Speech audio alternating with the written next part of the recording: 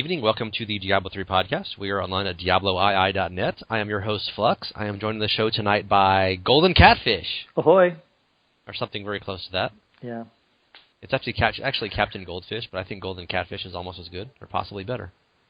With butter. Exactly. As we discussed earlier, fish, your feelings are muted. Fish do not have feelings, and yours are muted, so it's okay to eat you. Right. I'll tell you that's your girlfriend. Also joining us is Nerdwords. Hello. Who hasn't been on the show in forever. You keep saying that. And it's been like 2 months since he was on the show, like with the absolute, like a burning urge, like a really bad case of poison ivy, to debate every bit of the wizard most and least iconic skills, which we did on the podcast I don't know, January or something. It's been a while. It was like a month and a half ago. It was like season 3, I'm pretty sure. No, it wasn't that long? No, not quite. What was our most iconic wizard skill choice? Do you remember? There was some that some I agreed with, some I disagreed with, but teleport definitely was my number one too. You were right on that. You hit that on the head. Disintegrate is a retarded answer. That's not accurate at all. That's a stupid skill that is not iconic at all. Black hole, I would actually say that is a new age iconic skill, and is really cool, but I wouldn't say it's iconic in a classic wizard sense. So what's the least iconic ones? I did have one note that just said Black Hole is awesome, Twister is Garbage City, and CaptainGoldfish is wrong. I believe you said that you would rather use Twister than Black Hole, and that's just not the right answer. It's the wrong answer. No, the reason I would is because I liked it. Last time I used it, it was, if you had those bracers that sucked things in. I understand the utility. It's just stupid. Garbage skill, random skill, not fun to play, and looks dumb. And was a druid skill in Diablo 2. So right, but at the time for but aside from that though, it's just non-iconic. Ugh, gross. Did I have that as an iconic one? I didn't think I have it. No, you didn't have it as iconic, but you just said it was better than Black Hole, and you're wrong. I said I like to use That was the one note that I took, was that you were wrong on that. And the rest of it was just I mostly agreed with all the stuff you guys talked about. Magic Weapon is not iconic, but does fit with the class fantasy, because the idea of imbuing a weapon with magical energy is very wizardy, and you guys didn't say that at all. Besides that, though, I was pretty much agree with everything you said. Yeah, well, I really didn't. I thought that they were almost every wizard skill is iconic to me. I think they all fit pretty well. Oh, and Archon. Archon is totally iconic, but New Age iconic, and I would probably say the defining skill of the wizard in Diablo 3 thus far. But I think it's stupid because it's a StarCraft ripoff, literally, and if they should have done it differently. I would have thought it was cool if you were surging with arcane energies out of your body and still had your same spells you could cast. You were just like Wrath of the Berserker, but for a wizard. But the whole literally turning into a StarCraft Archon is retarded. I hate it. But at least it wasn't just another flavor of WTB like every other class. Yeah, no, it's different. But the problem with the wizard is it had to be too different in every regard, and that's where it had a lot of its issues. It definitely is iconic now, but it was not iconic. You never would have thought that would be what you wanted to do when you were playing a wizard. No, but from vanilla Diablo 3 to almost every single season, Archon has come in and out of relevance more than any other specific spec. So I would say Archon is easily the most iconic Diablo 3 skill. And it is crazy because I've played Archon so much now. Mm-hmm. That's all there is now. Yeah, no matter what else. There's other builds you make it to make it kind of play differently, but you're spending the whole time trying to get to that state. Yep. What about the issue of non-viability of ranged skills? Given that's what we all think wizards should iconically be, and they're not. Right. Do the skills tie into this, or is it the implementation, or what? It's the implementation of buffs. It's exactly what you guys said in another part of the podcast, where math kills the wizard's ranged ability. That's essentially it. It's all because math. It's bad, and it's all because of Audacity. But the problem is they haven't come up with a good answer for that still, so it's going to remain an issue for probably the rest of the game. The biggest range I get right now is when I'm in a party or solo and the little obsidian ring spawns on the ground a little bit further away, then I jump to that and use my arcane beam. Yeah. So I'm probably still in melee range, but that's as far range as it goes.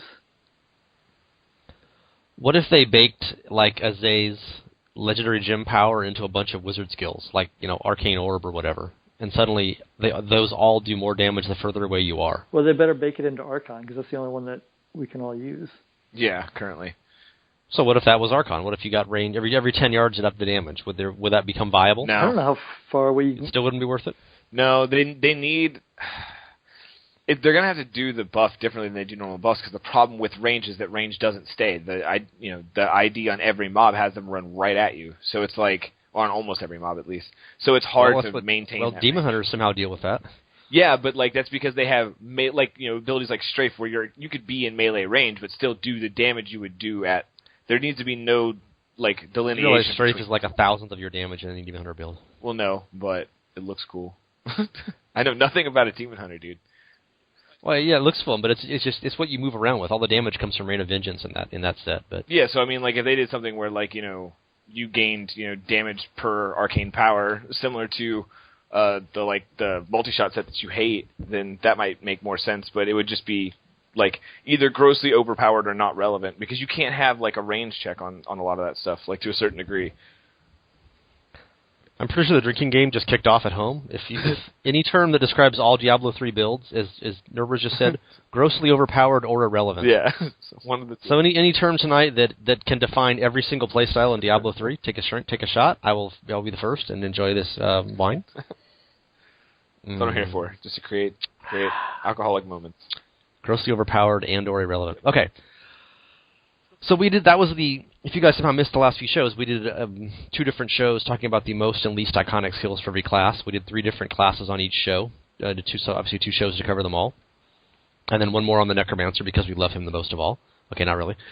But Wizard was the one, and obviously Nurbridge is one of our resident Wizard experts and wasn't on that show because he was out, touring the lesser states of America or something like that. But now he's gotten his catch-up moment. I have no recollection of what I said was most or least iconic for Wizard because I did all 6 of them and it's been a while. But you said teleport, and I agreed. Yeah, that's probably certain. I don't remember what I said either. Nurbridge does, apparently. I think you said Arcane Orb, the Fireball one, like the Scorch Rune. All right. Well, I think I just was making it up as I went. Fair enough. As far as most iconic, it was kind of almost changing my mind as we were going, like deciding what iconic meant. Yeah, I think you were going more relevance than iconic. Yeah, it was like I was trying to adjust as we were going. So, and plus I really just like so many of the skills. Yeah. They just, teleport is huge, and I also liked the Arcane Orb, and I don't know. There's a lot good.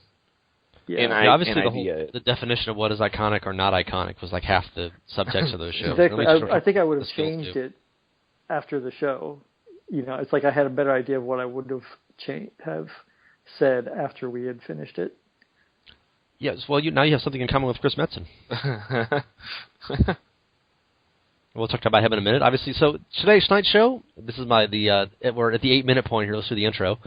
There's obviously some recent play stuff I'll talk about, what's going on in Season 7, and we've been playing and doing fun things. And there's been a bunch of kind of random Blizzard-related news of late. Chris Metzen retiring, and he got a monkey statue as a prize, and there's a new anti-Blizzard studio with, like, Joss Mosqueira and other people are joining it, and there's a rumor about a Diablo 4 artist being hired for the Diablo project, and other stuff like that. Kind of just generic, sort of all, related stuff. There hasn't really been any Diablo 3 news specifically in weeks, really. Right, yeah. I mean, the season's going on. There's not been any, there was a couple of weeks ago we had the thing about Wyatt posted about the Barbarian, the Whirlwind build didn't work that well and such, but that was on the podcast 3 weeks ago, so. One thing about note, before we get to the current play stuff, we're about 7 weeks into the season. It began August 5th, Season 7 did. Today is the September 25th, so in theory we're about halfway through the season. And in past seasons they've had the PTR going after 6 or 8 weeks? Yeah, something like that. Usually it's pretty quick. Usually 3-4 weeks of PTR and then the patch is ready. Mm-hmm. So are we going to get a PTR? Are we going to keep getting content patches? Do you expect to actually see this? Ooh, that's tough. I don't know. I mean, until we have a reason to believe otherwise, yeah. I don't know about content patches, but I believe we should get PTR for whatever changes, big or small, they're going to do soon. But the current patch is obviously the least content changes of any patch since Reaper of Souls came out. Right, and they still got that patch out within that time frame. Yeah, well, there was nothing in it, so that was pretty easy. Right. But I mean, no new gyms, no new sets. I mean, I don't think we need more sets, but obviously people could use some buffs and some changes and play balances. But yeah, are we going to see this forever? I mean, remember back before the game came out, they were like, we're not going to do another Diablo 2 and just keep putting out free patches for 10 years without any ongoing income. yeah. And then we had an auction house, and that went away, and now they're doing exactly what they did with Diablo 2. Yeah. So will it be free forever? Or they keep? I mean, of course, Diablo 2, we didn't really get any new content after like 2005. It's just sort of occasional season resets or something. But yeah, I don't know. I think that there's a possibility for it, but if anything, it would be to ramp up for whatever the next thing was, more so than to like continue the path. I don't know. I feel like with the news of like the people moving to different teams and people leaving and stuff, that Diablo 3 is kind of at a sustainable place right now, not really a development place right now. And then they're gonna move forward with whatever the next step is, hopefully sooner rather than later. But either way, like we've got a really good, stable game. Just minor changes needed here and there to fix little things. So Wyatt and 2 interns are enough to keep it going? I mean, I hope, but it remains to be seen. It depends on how long we have to wait for whatever is next, whether it's an expansion, a new game, or an actual big content patch. What do you think, Goldfish? Yeah, I don't know if they're going to be. I think we'll get a PTR, and I imagine it's going to be pretty small changes, similar to last season. I mean, last season they changed the wizard dramatically because of the bugs. Because they hate stuff. you. Yeah, I mean, because nerfs. But I think, everything's pretty well balanced right now. I mean, most of the classes are pretty well balanced, better than they have been in a while. So I can see them maybe changing a little bit to any of the outlier sets that might be really bad. But yeah, I don't expect much of a PTR patch this time. I think there must be something in the works, but I don't know what it would be. They did, of course, a lot of major balance changes, and the whole thing. I remember, this time last season, we were all bitching about how it was completely useless to play single player. That was like multiple seasons in a row, where you got like 30 times the experience just doing like a GR70 with 4 people than you could ever get by yourself doing anything. Yeah. And that was a huge balance change. I mean, that's not obviously you still get more multiplayer, but it's not ridiculously more. Right. And of course they added, Torment 11, 12, and 13, which has made a big difference, and they made a lot of quality of life stuff. It's so easy to do Hellfire amulets now, Yeah, I mean, remember back when you had to do like 10 times, 10 times farming just to get like a few machines. You had to make those machines, so it was keys. It was keys, and then you get keys that made machines, and then you only got like one. Like every other game, you'd get like 1 organ per key. Yeah, it was insane. Yeah. And I mean, every single game now you can get 2 or more machines from every single guardian. I mean, like Key Warden. And then you get, if you do on T13, you get 3 organs every single time. So you basically can make 6 Hellfire amulets per game at this point. Yeah. Of course, you have to create a new game to do more of the Ubers, but they definitely changed quite a bit of stuff with this patch. I mean, it seems like the smallest one, but we've been used to getting some really big changes in these free patches. So content. Yeah, we were getting a lot of stuff. So even this small one that we just got, there was a lot of different stuff that was going on that changed the season quite a bit. So, I don't know. This next one might be even smaller, and people might complain even more. That's what my girlfriend does. So, how do you guys feel about the changes to the overall meta? That was one of the big things. They obviously Wizards took some of the brunt of that because you had the what was it, the sword that made. You got reset or something? Yeah, the Twisted Sword got... Health Globes did something that made you be able to cast 1 million. Twisted Sword got capped at 5, and then it got actually capped at 5, because when they capped it at 5, it didn't actually cap. So they fixed it. And then the Firebird's exploit, because of the exploit, they put Firebird Archon into like this really other weird place, which isn't bad, it's just different. It's just like... Power was lost significantly, and so it's made it a little weird, but I don't think it's like unplayable or bad. I've had a lot of stuff going on, so I haven't played nearly as much this season as I normally do with work and whatnot. But it's not for lack of fun. The game's still really awesome. I've been playing really well. Just haven't had the time to get in. But Firebird's Archon it functions moderately similar, but it's not nearly as powerful. But I mean, the whole meta last season was that weird thing where it got to be, it was just lockdown stuff in the corner of the screen while the wizard cast 1 billion twisters. Right, and it was just this weird artificial gameplay. I don't think anybody really disagreed with them nerfing that, right? I mean, that was just strange. I'm sure there are people that do, but yeah, not me. Yeah, that didn't really affect me at all because I never chose to play that type of wizard and never got that end game going. And I did play around with the fire bug a little bit, but then I went back with my normal wizard and erased all records of that because I didn't want that to be my season legacy. And this wizard that I'm playing this year, I'm actually having a lot more fun than last. I'm not playing the standard builds, but I'm having a lot more fun, and we're getting into the same levels of greater rifts that we were last season with my normal friend group. Which is what? We're just now we're taking it pretty slow. We just did an 81. It's pretty easy. We're just wondering. I think my damage, since I'm not running the standard Firebird, I think my damage might kind of peter out in the mid 80s. So as solo with 3 supports. So. And is this hardcore or softcore? Hardcore. So it actually counts then. Yeah. Unlike, for instance, Nerdwords. So you're like Paragon 14 this season because you haven't played much? How is your progress? I think I'm like Paragon 400, 500, somewhere around there. And I haven't even pushed it. I think the highest I've done is like 65, and it was like really easy. Like I haven't even tried to push the ceiling at all. Just really like still kind of in the farming phase of what I was doing. And then I went on a trip for work, and then I went on vacation, and so I've been out of town a lot the last couple weeks. But so I don't know. But it's still fun. Like I'm playing. I have the Firebird Archon Wizard built for GRs. Which is pretty much like the standard of what's going on right now, kind of like the actual meta for Wizard. And then I'm running the Talrashas for a speed build set. And it does like Torment 11, 12 easy. I don't run 13 typically because I don't really see a lot of reason to for the more time it takes. But yeah. I mean, like I haven't seen a noticeable change for the Wizard. I think that's the thing that I have is that if anything, it's come down a little bit. And so it's like it's not really kept me in it because I don't want to keep playing Archon. So I'm kind of hoping they do something to shake it up. I really love the Towel set and how it plays, so it's hard to like switch back and forth between those two. Do you have the same wizard, or do you have 2 different wizards and you just respec? I have 2 different wizards. Yeah, I did that also. I've only played the one for like the last 2 months, so it's kind of useless. Yeah, I just have the one that does the speed and the hieroglyphs. Yeah, I don't like running Archon for picking up loot because it makes me not want to pick up as much loot. Well, I use the Ingeom as my main weapon, so. Got you. Yeah, that's just the other wrong answer. You have to use Aether Walker, or else it's wrong. Nope, Ingeom works just great. I'm in constant Archon. I could put the Walker. You're using Explosive Blast too?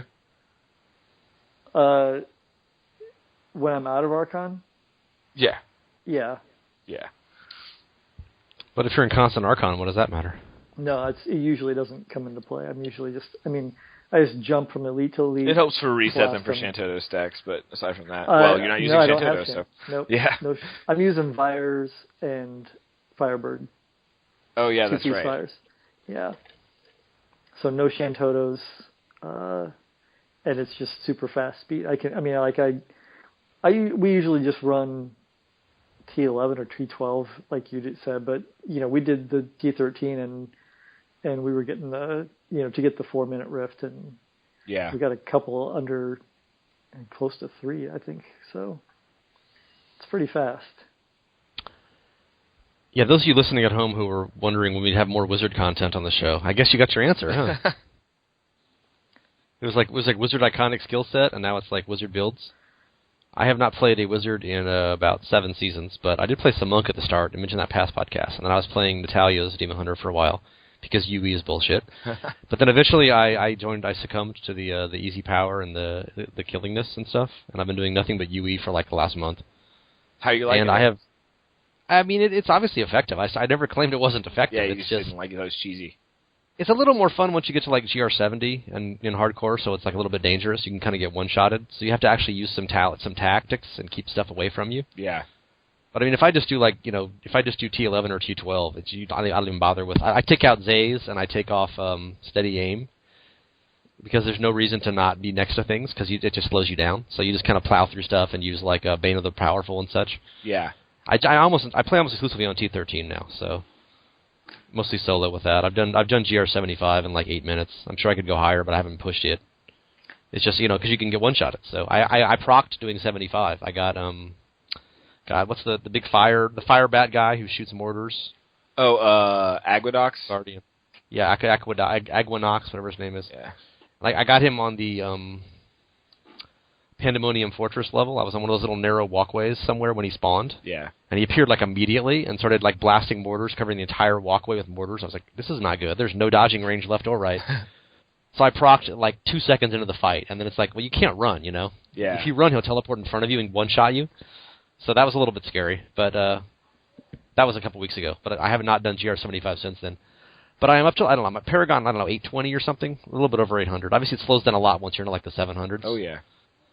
But I have one item to go in terms of getting everything augmented. With it, I have GR70s in almost everything, I think. So, and I haven't got my chest piece, which is a pain in the ass to get ancient in this build because you got to get discipline as one of the secondary sets. So I've had like 4 ancients, but it's hard to get with all the perfect eye rolls. But it's like I've never been anywhere near this high in previous seasons because I hadn't played that much any season since augmented came into the game. Yeah, and plus you weren't now using UE.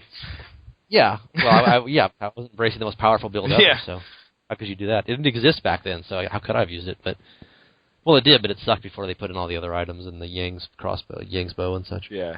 But I'm wondering, like, once I get the last piece, it's like, now what do? I mean, I've always had previous seasons, I get 4 or 5 things augmented. My gems would be in the 60s or 70s or whatever.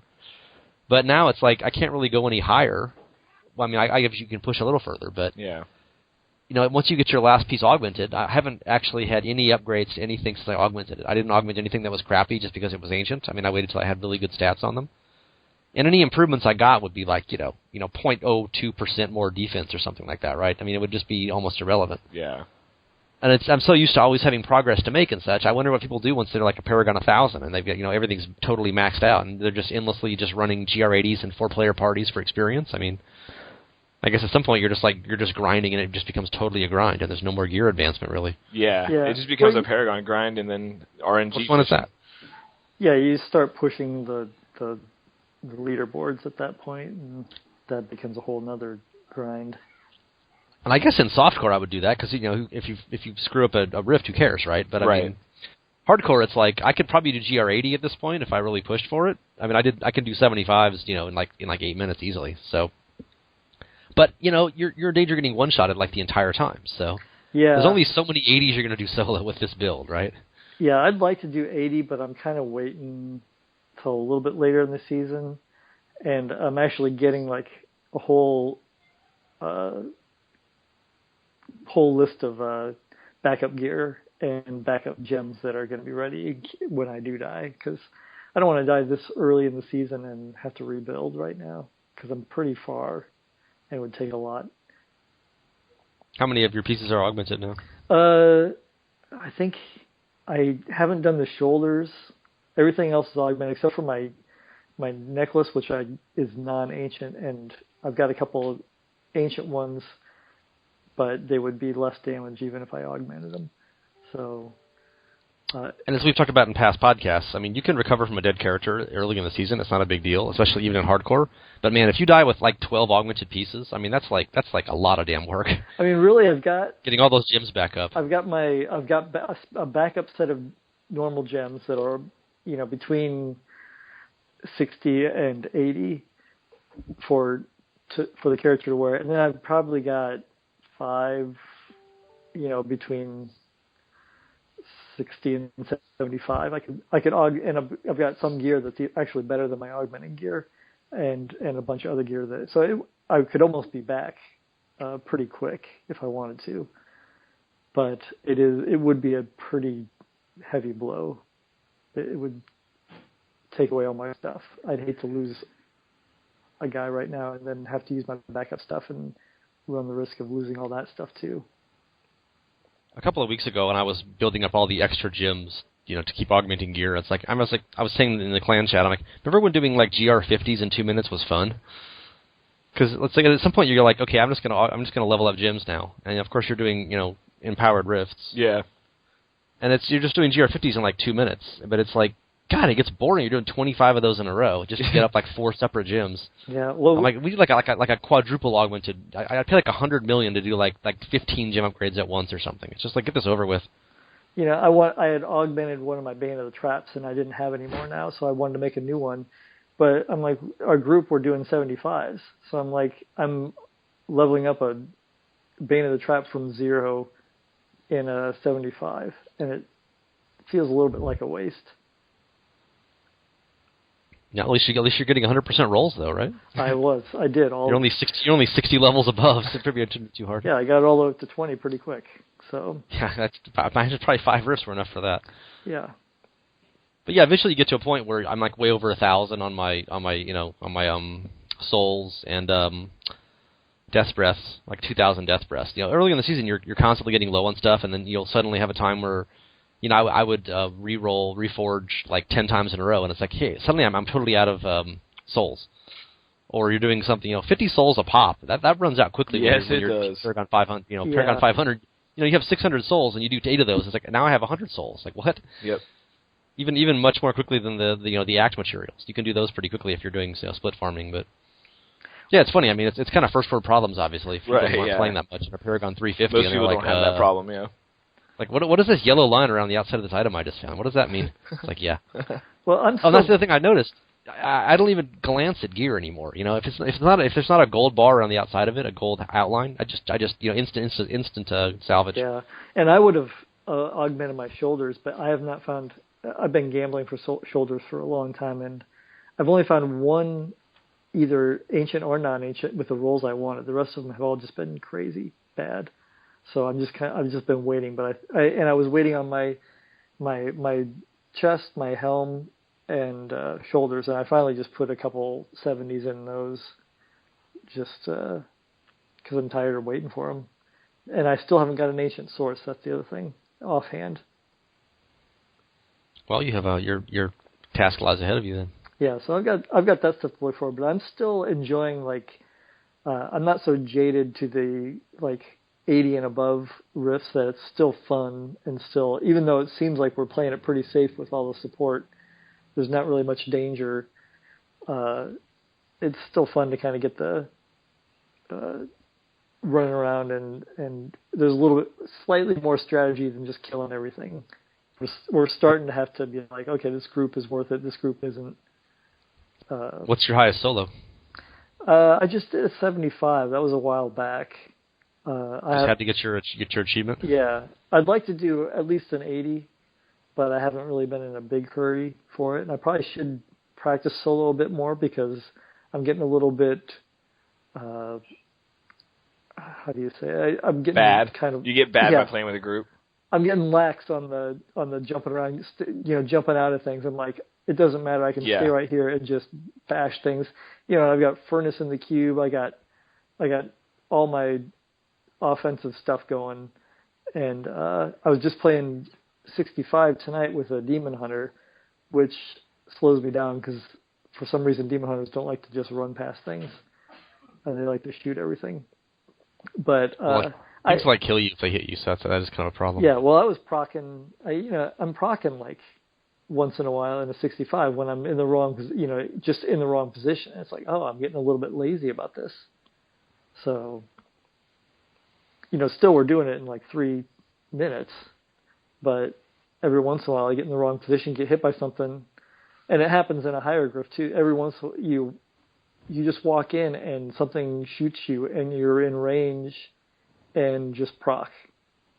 It's kind of crazy how that happens, but. Well, that's the danger with the Demon Hunter. I mean, I can do 70s in 3 minutes, 4 minutes, but it's so easy if you just miss one thunderstorm or something, or you don't notice a desecrator under your feet in for half a second. Suddenly you're you're almost in the dead part. It's like, okay, that's really, do that twice in 50 seconds apart and you're done. Yeah, and so it's all about the danger of dying. I'm way above the killing power I need. So. And our group is based around me and what I do. When I jump from elite pack to elite pack, everybody goes at the same time. Everybody stops when I stop. Everybody jumps when I jump. And well, you are the golden catfish. Yeah, well, that's captain. Everybody else is lower rank, whatever that would be, because I'm not really. Well, I don't want to blow it, but I'm not really a captain. Boserman's I don't know what the rank is below it.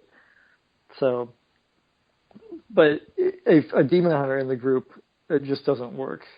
Because they can't go from. Well, they could take your role, but yeah, but then everybody they could kill everything once they're locked down. But yeah. So we don't mix well.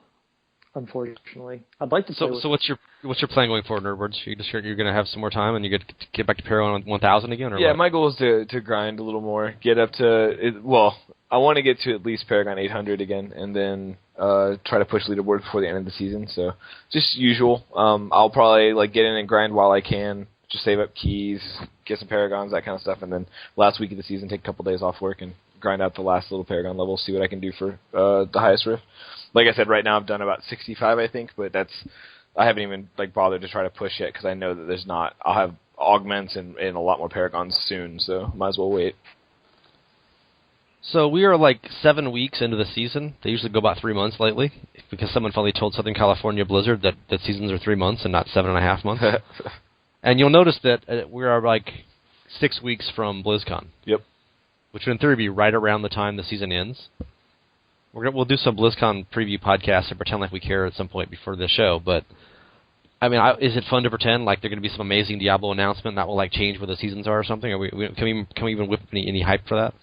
I mean, there's a lot of conspiracy theories going around. I hope that we hear something. I'm not going to buy into them necessarily, but it'd be cool.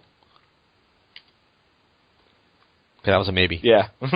Yeah. Any other season stuff, you guys, before we get into the other miscellaneous news?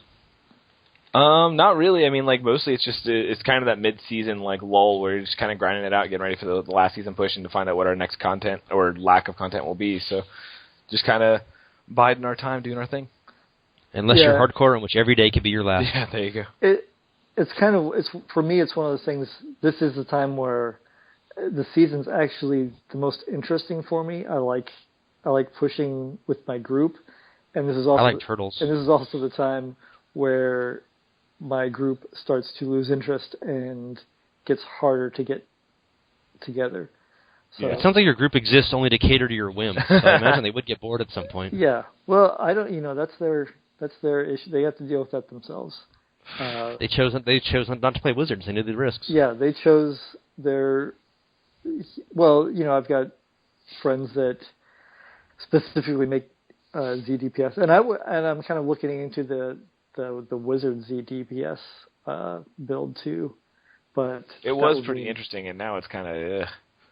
I've never tried it, so I haven't, because the monks are really lighting it up with their gen builds. So, do you feel any kind of guilt, Captain Goldfish, that you're not actually playing the game and you're just relying on other people to do all the power for you? You're kind of just sort of parasiting your way through instead of doing it solo the way a game is meant to be played? Yeah, I feel like they're the remoras on me, not the other way around.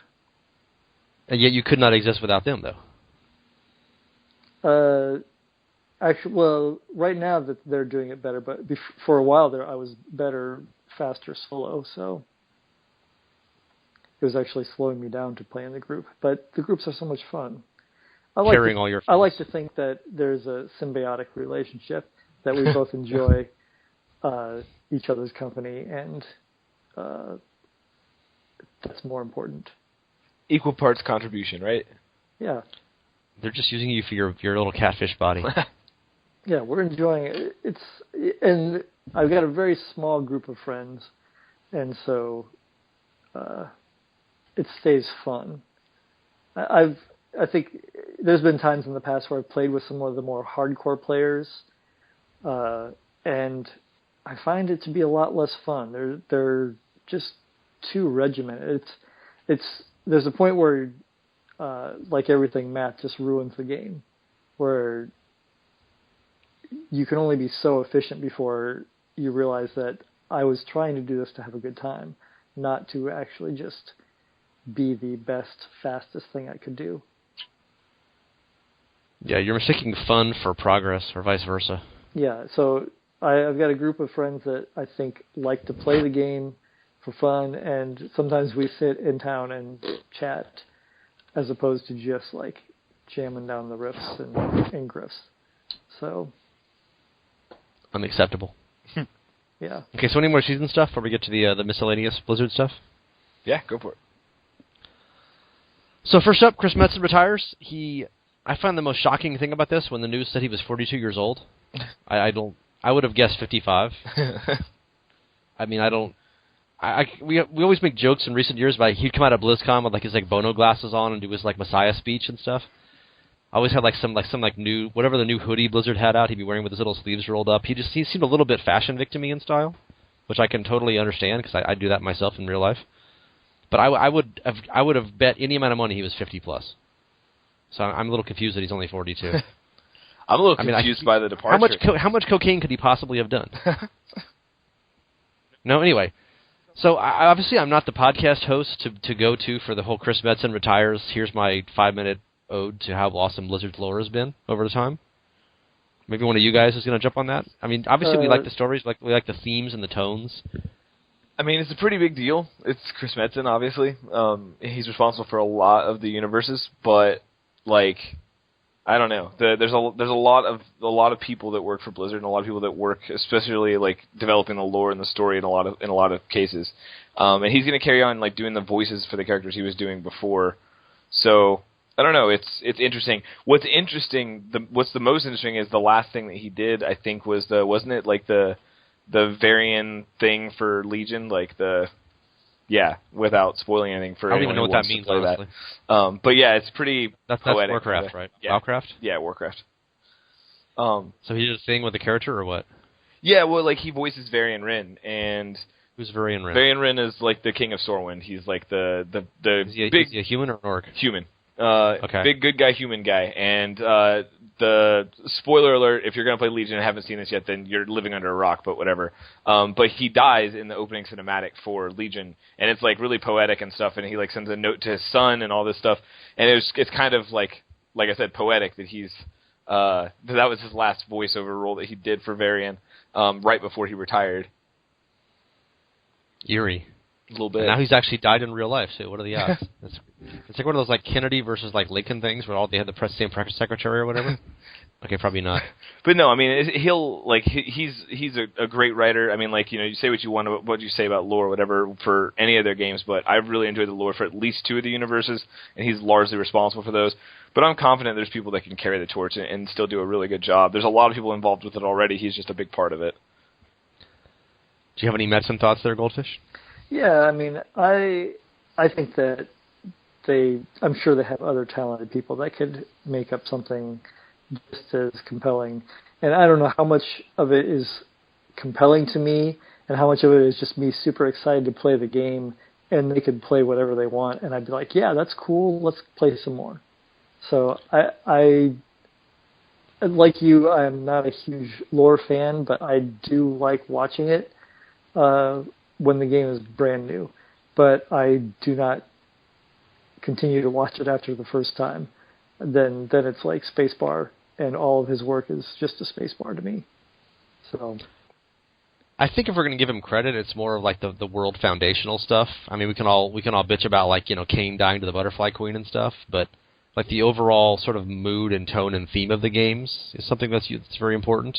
And I mean, without the charisma of Metzen, I mean, like, the company wouldn't be what it is. Like, let's be real about that too. I mean, like, they've made great games, and they've had a really like successful company. But Chris Metzen's been at the forefront of that, both in like being the hype guy and in being like a big part of the design of all these games too. So it's a big hit, but he set up a really good base to leave on, I think.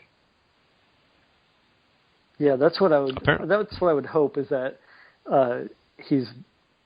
they've hired more people and taken on that kind of role and learned and know what to do now. It's a different hire. I mean, obviously most of Blizzard's employees are like programmers or artists or people who are kind of, obviously there are very creative people writing the games and the storylines and thinking up interesting skills and builds and all this kind of stuff and item powers, but there is a different kind of mindset of a writer and a creator and people who can do the mythology and the lore as opposed to just someone who can really do, you know, really good C++. Yep. So I don't know. I'm sure they have hirings for that. I mean, I doubt they have some job opening. I haven't looked, but I doubt there's some job opening like senior lore analyst worldwide Blizzard projects. You must have interests in comic books and mythology and experience in every game ever played, etc. It seems like more of a thing, probably more of a group, you know, dynamic. A lot, you know, getting the whole team to throw in ideas and brainstorming stuff, as opposed to just one person who's got a lot of these central lore ideas. Yeah.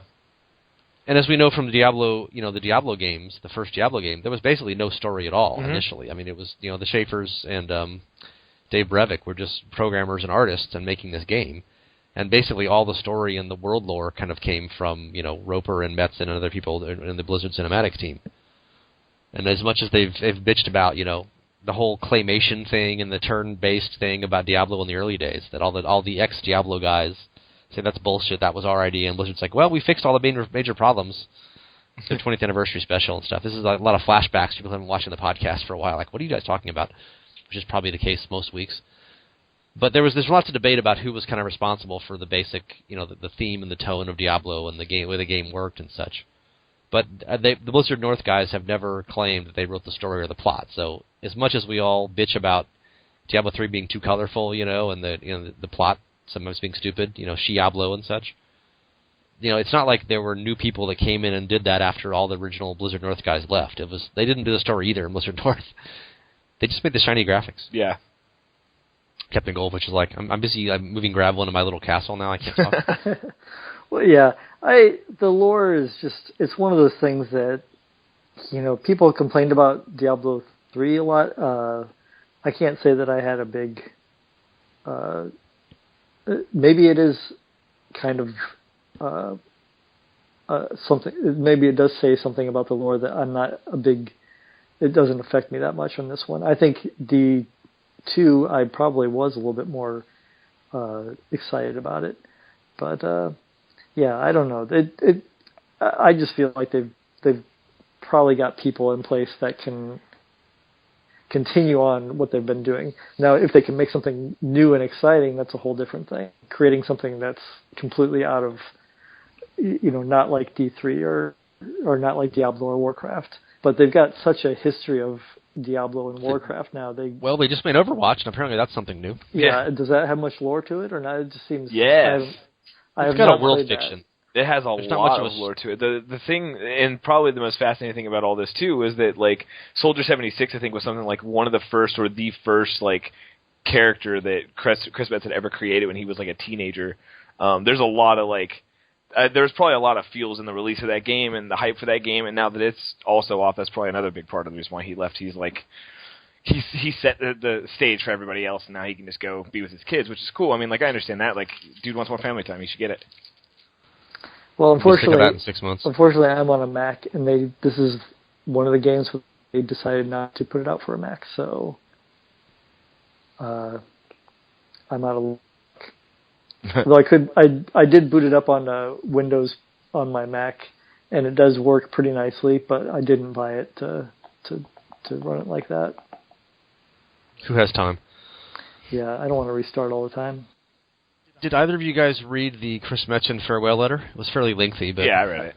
Yeah, I read it too. Really? Yeah. I read like the first paragraph and kind of dozed off, which is kind of how I do most Blizzard lore. I was actually interested. Like, it kind of came out of nowhere, and especially after the next news item you're about to talk about, I think it was really interesting for me that both of those kind of happened around the same time.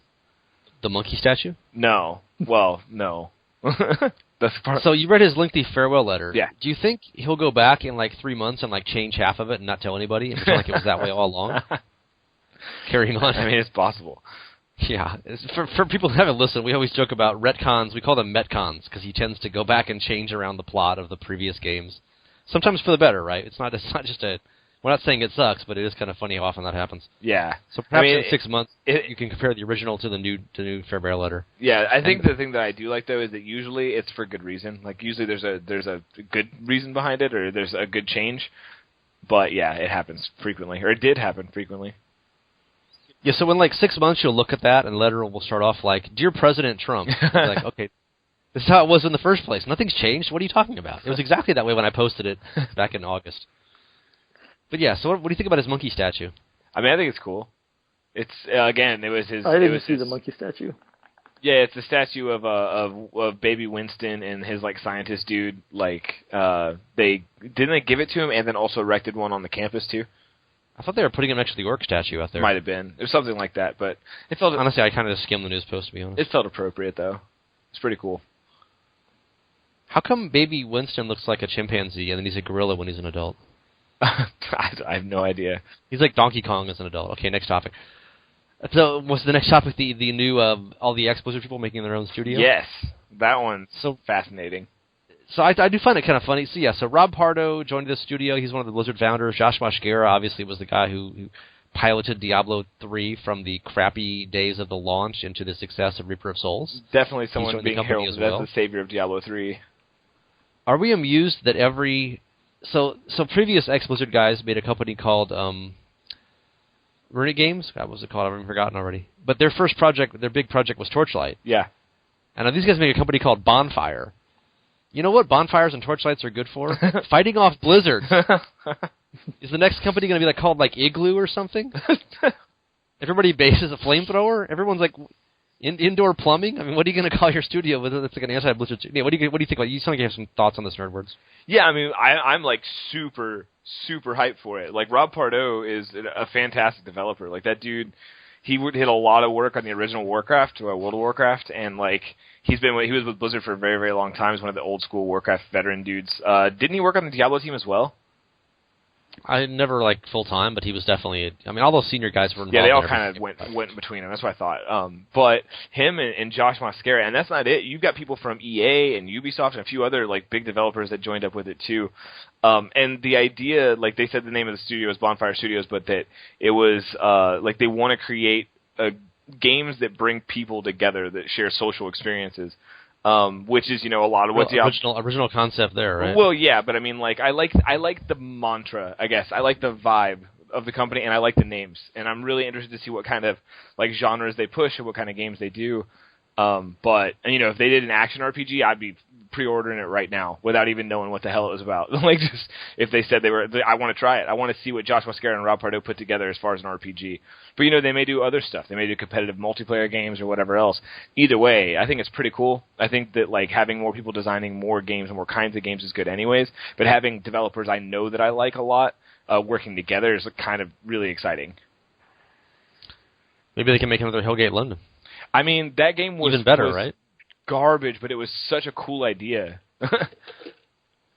And the problem there was they didn't have enough funding and they took too long to make it. So exactly, yeah. These guys seem like they have funding, so. That's exactly, yeah, that's the big question is, can they do what they did at Blizzard outside of Blizzard?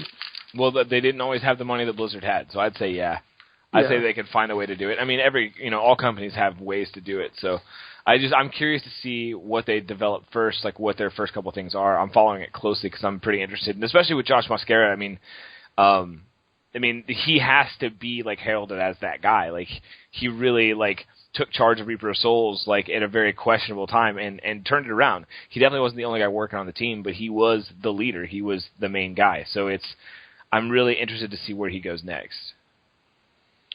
And of course, games take 8 years to make, so you might as well not, cool your jets a little bit. But. Yeah, I mean, it could take a while, but you never know. Again, unless they make an Angry Birds 3 or something, it's probably going to be a long time before anything appears. Maybe we'll get a mobile game soon. So another recent news thing was a guy named, his name's hard, Gilbiero Magno? Anyway, some of a Spanish-sounding name. He's some aspiring digital artist, and he posted on his Facebook page that he's been hired to work on an unannounced project at Blizzard, and people poured through his artworks, and of course lots of them are very Diablo-style, mythological fantasy. He's got a couple of fan arts of King Leoric and such, which doesn't necessarily mean he's working on Diablo 4 or whatever it's going to be, but obviously it's, they do tend to hire people who have shown expertise in these fields, right? Yeah. And I was looking at the other job listings. We did some news posts about this months ago. So back, I think it was in April or May, we had a news post about all the Blizzard job openings for unannounced Diablo project, and that's what it says on their jobs page. You can go look, if you want to. But at the time, these are the titles of the jobs they had listed: animator, game director, senior animator, senior character artist, senior concept artist, senior VFX artist. All of those for an unannounced project in the Diablo universe. Currently, the only position listed is now game director. So every single other position has either been filled or they've quit trying to get it or whatever. This guy doesn't sound like he would have been a senior character artist, or maybe he would have been, but certainly been an artist of some point. So either they are giving up on this, or they are really making a lot of hires and actually kind of getting a team in place for whatever their unannounced Diablo project is. Excite? I mean, yeah, always, for sure. 100%. Anything in the Diablo universe. I'd be excited if they just announced another book. I don't even need another game yet. But that's me. Well, now that Chris has time, now that Metzen's got free time, I'm sure he books galore. Yeah. I'm actually interested. He's got to write a book, right? He's going to write a couple of books, I would imagine. Or dictate with them anyway. I'm trying not What do you think about the new stuff, Goldfish? Yeah, I'm trying not to get my hopes up for, I'm trying to just be pleasantly surprised without thinking of what's going to come, whether it's going to be Diablo 4 or an expansion. There will not be an expansion. We got one. Be happy with it. Really don't think there's going to be an expansion at this point with the team disassembled.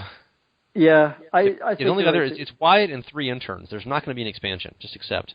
Yeah. Well, I'm excited, but I don't want to get too excited about some sort of Diablo project and then have come along to announce something different and be like, well, we're not getting anything.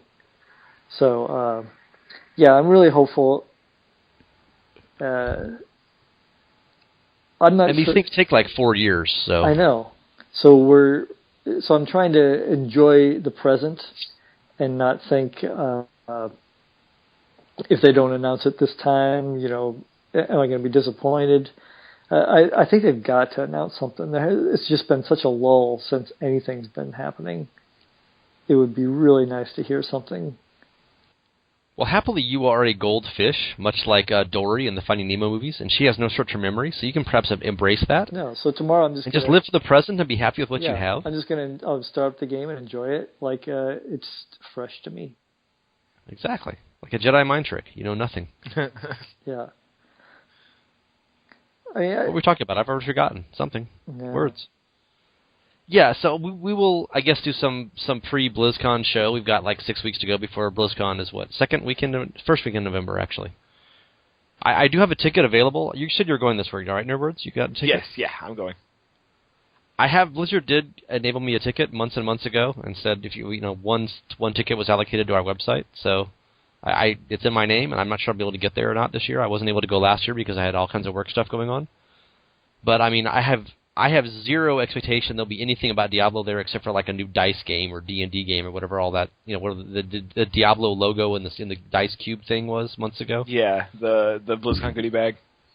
Yeah, we are getting Diablo dice in the BlizzCon goodie bag, but I think they're doing some pen and paper or dice rolling kind of Diablo little side project thing. I will be shocked if there's anything of Diablo at the show other than like Wyatt buying people chicken and waffles, but I suppose it's possible. They had the what was last year? They had the whole Slaughtered Calf Inn, and the developers just hung around and had beers and stuff. Yeah, the Slaughtered Calf's Inn. Currently, all those developers work on World of Warcraft or other companies, so that can be tougher to do. But there are actual some Diablo's employees still there. But I don't know. I don't know. I mean, you like every other game, Nerds. You just going to play Overwatch the whole time, or what? No, I mean, like, I'm really excited to see like what they talk about, like what this BlizzCon's about. But like, regardless of whether there's any Diablo news or not, there will be friends and alcohol, and that's what matters. So you should definitely come. You have that at home, dude. Yeah, well, you do, but at least the alcohol. But not. It's like the one time that we might be there, get a beer, chill, hang out. But a $14 World of Warcraft can of beer, right? Yeah, right. Well, yeah. But no, I'm excited. Like, I'm excited to see like. Obviously, like the raid stuff for the new Legion expansion for Warcraft. Like, I have been playing that a little bit. StarCraft is pretty much, I mean, that it's come to its conclusion for StarCraft 2, so maybe they announced StarCraft 3, maybe, I would imagine nothing yet on that front. Overwatch is out and all content is free, so they might announce like a new character or two or like a map, but like obviously they're not going to announce something like new, like a new DLC like to pay for or something, or a new game. So it's like really they're running out of things to... Like, it has to be Diablo, but I mean, we say that all the time, so it's hard to think it's going to be Diablo. It's just way too soon into the hiring project. I mean, they don't even have a game director hired, But they would be having BlizzCon for a reason, and we just need to find out what that reason is, To give, where else will Chris Metzen wear his newest sweaters? Where else will Jay Wilson get all the free jambalaya he can eat? Okay, he's gone, right? Never mind. That's the thing that's really weird, is that, like... I think they do it for the fans, like you said, free alcohol and friends. Yeah, I mean, and that's play cool. WoW and stuff can meet each other in real life, and but you're felt by their body odor. If they have nothing to announce, they typically don't have a BlizzCon. They've skipped years before. They skipped a lot. I mean, a few. Well, they have. They skipped like 2011. They skipped. It's been a long time since they skipped one. I think they have enough games now. There's always something new. People just want to go and talk and meet developers. And yeah. I think the Blizzard employees really enjoy it. It's like a vacation for them. Obviously, they have to prep and get all these panels ready, so it is work for some of them. But I mean, it's pretty awesome. They just like to go and hang out and meet fans. And I mean, obviously, they cover their costs with the what was it? And level 70 Chieftain Elite Tauren can play with Megadeth or whatever. I mean, they let that every year. That's true. They can go jam with Hetfield. That's like half the point they go. That's why Metzen quit, right? He got to jam with Metallica, and he was done. Yeah, he was like, you know what? I'm good. Any BlizzCon thoughts, Goldfish? You ever gone? Will you ever go? I haven't gone. I probably won't ever go, most likely. What? You'd have to. You can't get out of the fish tank in the dentist's office, right? You're stuck there. No, I'm in the yeah. It's like getting a bag and roll across the street, and you can land in the harbor. I'm kind of a middle of the country fish, and well, dude, Nerdwoods is in like Tennessee or something. I'm in Alabama, dude. Whatever, same thing. Well, just it's a long goddamn way. Yeah, I can't justify going to that with a family and all that stuff. So I also have a family. Well, you don't take your family. You go by yourself. Yeah, right. Like it's a weekend, man. Like it's a weekend. Yeah, well, it's possible. It's possible someday, but I don't. You can totally reassure your wife too. There's absolutely zero chance of hooking up with anybody at BlizzCon because there are just like no girls there. Yeah, it's a bunch of sausage factory. But that's why it's awesome. You're like, honey, I'm not going to cheat on you because unless I turn gay. So there's anything wrong with that, but that's your option. Well, it's actually there are like it's like 20% girls now. The first few it was like an MTG convention. I mean, it was just like it was not to be had. There actually are women there these days in recent years. Yeah, I don't see me making it this year. And not just cosplayers. Especially, I would be so disappointed if I went and there was no Diablo stuff. Yeah, so don't go this year. So in like 2 years, if you know there's going to be a Diablo 3 announcement, would you go? Would you be like, I got to see this in person? I mean, am I going to be able to play the demo for more than 2 minutes? Maybe. I mean, it's possible. It's possible. I want to see some stuff. Because you're just expecting quite a bit from it, yeah. You got to sell me on it. It's like, dude, it's awesome. Like your entire Diablo 3 experience is like all your friends like catering to you and like holding monsters down so you can kill them. You're like, I want the same thing for BlizzCon. I mean, they should probably be there so they can wait in line for me, and then I just jump in at the very last bit. It's not Goldfish Con, right? It's something different. It's like all for you. You can stay at a really horrible hotel within like a 3-block walking radius. So last time was 2 years ago, and I had some good friends of mine who are from the Bay Area, and they're both university professors. They make a pretty good living. They have 2 kids. They don't exactly fly first class, but they have like a $1 million home and stuff. And the only hotel they could get was like some absolute fucking dive next to Disneyland. I went over to their hotel room before the morning of it to talk to them. The bathroom from this thing was like the fucking Bates Motel. I mean, like the paint's peeling. There's like blood stains underneath the toilet. It's like, what the fuck? And they're like, this is the only hotel within 2 miles we could get. Everything was booked. I'm like, what are you paying for this? They're like, we're paying $225 a night, and this thing it is like condemned. It's like the shack behind your house in Alabama, Nerdwords. And you're like, this is what you're staying in? They're like, every other thing was booked. There's 25,000 nerds here for BlizzCon, and we got like a last minute ticket and had to fly in, and it was walking distance, but God, it was a dump. I mean, like the worst Motel 6 you've ever seen. Well, I mean, it's Anaheim, dude. Like, there's nothing in Anaheim that matters except for BlizzCon once a year. It's across the street from Disneyland, so I mean.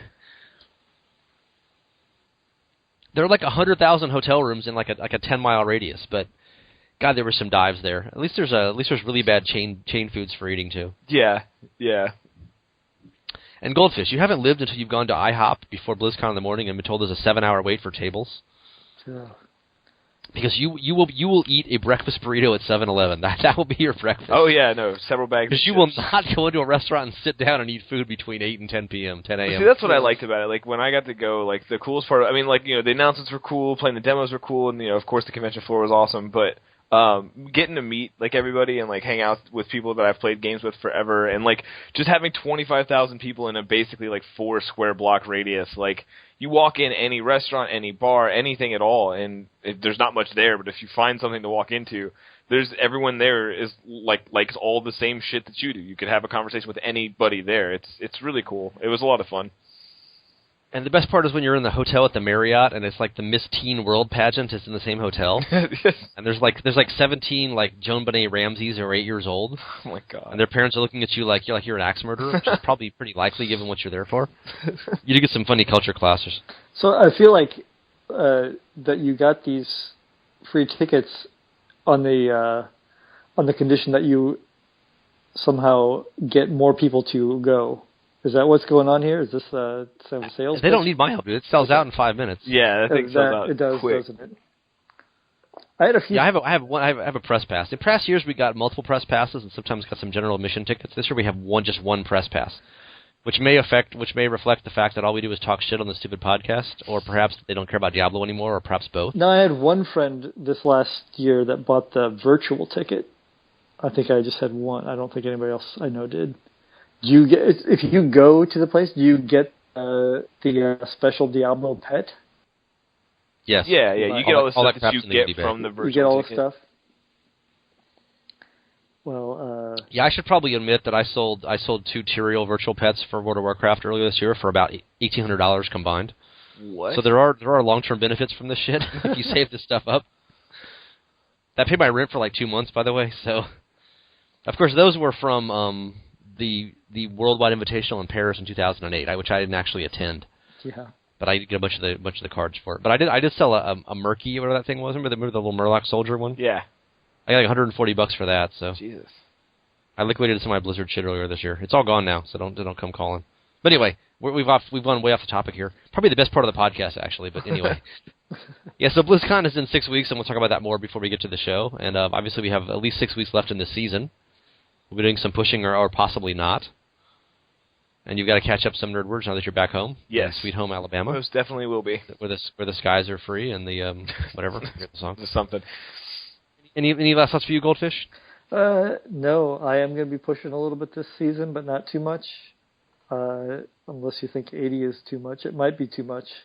Because those... It's more than I've done. Yeah, well, the Guardians give me a little bit of a hassle sometimes. You know, I just zip through the riff, you know, and then Guardians can sometimes be a real problem. They like to one-shot you for different reasons, so... Yeah, that's how I feel in the low 70s. I can do like 72 to sort of, you know, in like 4 minutes, except, of course, there's a chance of getting one-shotted the entire time. But yeah, I don't even pay attention until I get to the Guardian, and then depending on who it is, it can be very dangerous very quickly. Yeah, there's a Guardian, it's like, you know what, I hope there's a door somewhere around here that I can just leave, because you can no longer run away from them because they spawn on you. And that's like the worst thing you can do is run away from them sometimes. Yeah, exactly. You got to stay and fight. If you run, then you're not getting your procs and you're not in your normal fighting mode. Yeah, stuff, they'll just nail you. Just jump on you. And when you're looking at like 500 hours of labor vanishing down the toilet in one misclick, it's like your hands start shaking a little bit sometimes. It feels really real. Yeah. Which is why we play hardcore, I guess. Right, Nerdwords? Nope. You're like, fuck you. I don't know anything about this. So yeah. I'm going to try to get the 80, and I don't know how far we're going to push. I'd like to get into the mid 80s with a group. And that's... What's the highest 4-player this season? I have no idea. Actually, I haven't even looked. Hardcore. Only thing I know is the Demon Hunter solo ranks. That's the only thing I've even looked at this year, really. I know it's at least the 90s. It might be 100. I don't know. Somewhere around. I mean, in theory, they nerfed this stuff, so we can't just all be wildly 125s and shit last season. That was insane. Yeah, well, that's why I think this season seems to be pretty good. I mean, there's a lot of characters that can join in groups and be pretty. Not everybody can be in the meta builds, but most people aren't. Most people don't do that. So there's a lot of people that can have fun in the medium range. I mean, I feel like I'm in the medium range, but probably a little bit higher. The medium range is like GR50. You're in the higher range. Yeah. Well, I don't feel like I feel like it's easily attainable. What I'm doing is pretty attainable. I mean, maybe a little bit less. I mean, I'm putting to get my Paragon up, but we were running into the 70s with pretty low Paragon. So if you really want to, it doesn't require to be on, 24 hours a day and have a really efficient group. I mean, you can do it semi-casually. So. And 4 players is pretty easy. I mean. Yeah, but I mean, to get up too high, you do have to kind of like say, okay, you need to have a build like this. You need to have some sort of support. We need to have somebody who's DPS. But that being said, I'm doing 75s with, a witch doctor. We're just playing around and doing those in under 5 minutes, so 4 minutes. So that's no support in 75s this season. So you can really do quite a bit with just putting together a couple of random people. Once you've got like 10 things augmented, you get so much, defensive buffs and stuff now too. Yeah. On top of your offense. Yeah. Well, once we started getting augments, then you're really going. That's when the time. I mean, I think you can do 75s, but when you get augments and Paragon up, they just get a lot quicker. So. Yeah, I'm trying to look at where the current the Rift rankings are this season. And Battle.net is running at like one hamster per hour here, so I'm not able to load into the pages. It's like waiting for US Battle.net. So I can, I don't know. But I mean, if your goal is to be like, I want to be do 100, a Greater Rift 100, that's a pretty steep order. I mean, in hardcore it's crazy. And I don't know what softcore guys do. They could just do it and they don't count. Fail. They're not real it doesn't people. matter. But yeah, if you set a goal, they're like fish. They don't have feelings. I mean, I like the season journey. A 75 achievement. I think that's pretty, that's doable. That's not ridiculous. It's pretty easy if you really set your mind to it. Of course, it could kill you too. So that there's also that. Yeah, and it could very. I mean, I was pretty. I did mine a while ago. I wasn't nearly as strong as I am now, and I did it pretty quick. I can't remember how much. Maybe 8 minutes. But I did have a shield pylon right at the Guardian, so I just stood there and took him out. Yeah, that would kind of help, wouldn't it? It did help. I mean, it may have cut off like 1 or 2 procs that I might have had to run, because I was near a door too, and I was like, okay, I don't need the door now that I got the shield pylon. The shield pylon was right at the door that I came down and got the Guardian right after that, so it worked out great. I was pretty happy to just finish off my season journey, and but I'm still excited about the season. I'm having fun right now. I'm just hoping my friends stay in it so we can get some fun groups together.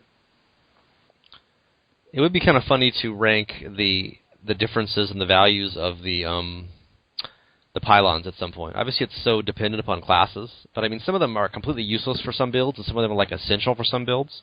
Yeah, I mean, now if I see a channeling pylon, I'm almost more excited than a power pylon. Just because I feel like it just gives me a lot more freedom to do stuff. Power pylon, I'm like, oh my god, I got to run to get, use this as efficiently as I can. And channeling, I'm just like, I'm just efficient right now for everything. Okay, the answer is GR 105, by the way. I finally got this thing to load. That's hardcore? So it's hardcore seasonal, season 7, 105 is the fastest. That's probably a couple monks. It's 2 bar. It's 2 monks, a barb, and a wizard. Yeah, and the next group down is 2 monks, a barb, and a wizard. Yeah. So that's obviously the yeah. So there's a bunch of 105, 104, 103. There's only 24 people above 100. So and obviously see, lost that's at 9. the DPS monk. The monk is the DPS in that group. So you switched off a monk too quick. I was bored by the build, and I can't be bothered doing that. Is that vulture kick bullshit? Because I'm not playing that. No, I don't. I haven't looked at it closely, but it's not vulture kick, no. Well, the funny thing is that I'm not going to get into the whole topic here at this point, but the by far the highest quality Demon Hunter build solo is this weird, fan of knives thing. Yeah, I've seen that. I saw somebody that had pretty low. It's like 15 GRs higher than what UE can do because you don't die. So it's fun. I mean, everyone plays UE because that's the much easier, faster build to get up to But UE tops out like in the low 80s. I mean, almost nobody's done above low 80s in that because you're so possible to get one-shotted. Yeah, I mean, if somebody wants to join an actual group that is doing a somewhat efficient greater risk like my group, that DH might be something that you could do because you could actually move through packs and be some use.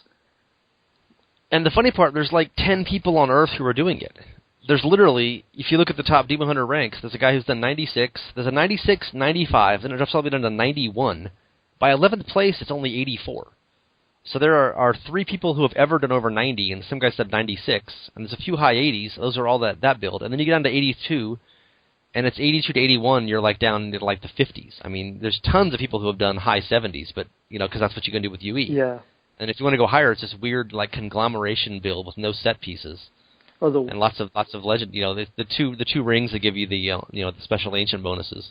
The difference between the wizard boards this season and last season is probably the biggest difference I've ever seen. With all the bugs last year, it was hard to get on the boards, and this season, I think I was in the top 100. The top wizard now is 99. So yeah. But if there's only you're pretty high up actually. There's only I mean, I did my 86 wizards. Only 86 people have done 75 or higher at this point. Yeah, I've done the same. Okay, this is getting into the worst podcast ever arranged here as I'm live reading the ranking pages. Okay. So any final thoughts, guys? Just more play and blah blah blah. Pretty much. Yeah, just a lot of play, grinding, getting ready for the end of the season, and hoping for whatever's next. Hope is a good thing. Hope. What did Eddie Dufresne say? Hope is a good thing. Hope is the best thing. That and $10,000 under a rock in a field in Montana or Maine or whatever. Okay. That would also be nice. Thanks for your time, guys. You have been listening to the Diablo 3 podcast, although you probably quit about 20 minutes ago. We are online at DiabloII.net, and good luck this season, unless you're a wizard, in which case you deserve to die. Moo. Moo. Moo. Moo.